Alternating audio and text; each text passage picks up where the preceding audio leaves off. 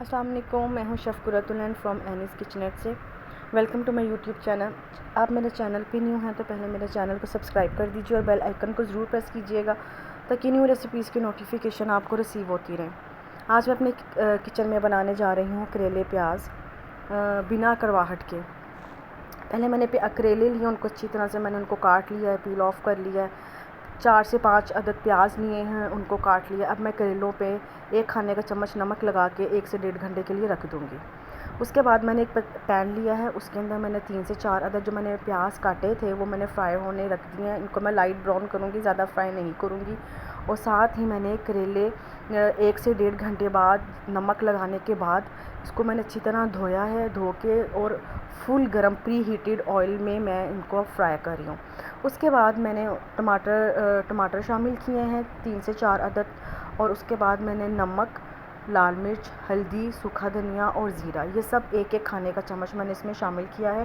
لال مرچ آپ اپنی مرضی کے مطابق اس میں زیادہ یا کم کر سکتی ہیں۔ آپ اس میں ہری مرچ بھی ایڈ کر سکتی ہیں، لیکن میں اس لیے ایڈ نہیں کری کیونکہ بچوں نے کھانا ہوتا ہے، تو اس لیے میں نے اس میں ہری مرچ ایڈ نہیں کی۔ آپ چاہیں تو اس میں درا مرچ جو چلی فلیکس ہوتی ہیں، کٹی لال مرچ ہوتی ہے، وہ بھی ایڈ کر سکتی ہیں۔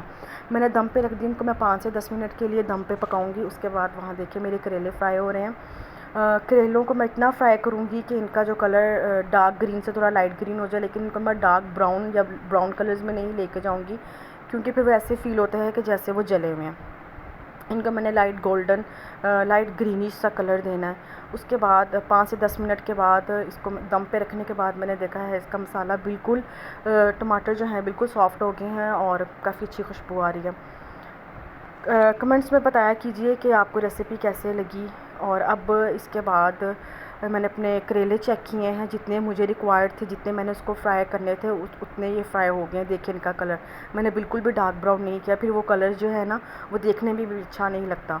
تو بالکل لائٹ گرین سے کلر میں نے اس کا رکھا ہے، اور اب میں سارے کریلے جو ہیں اس مسالے میں شامل کر کے اب اس مسالے کو اور کریلوں کو میں اچھی طرح پکاؤں گی، آپس میں مکس کروں گی۔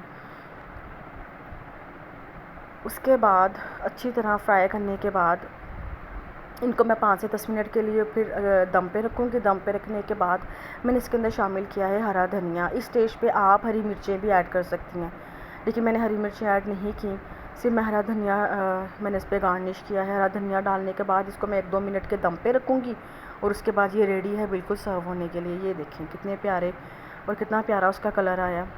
Thank you for watching, subscribe my channel. اللہ حافظ۔